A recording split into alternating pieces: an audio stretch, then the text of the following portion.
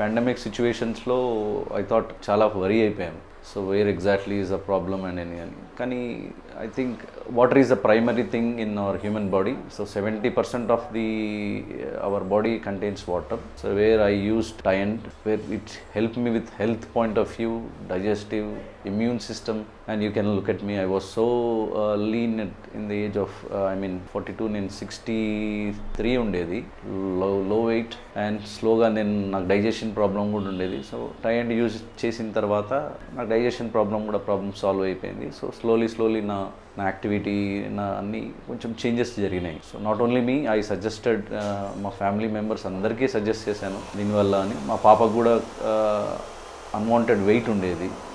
With the help of water she also lost little bit weight and she is very much active.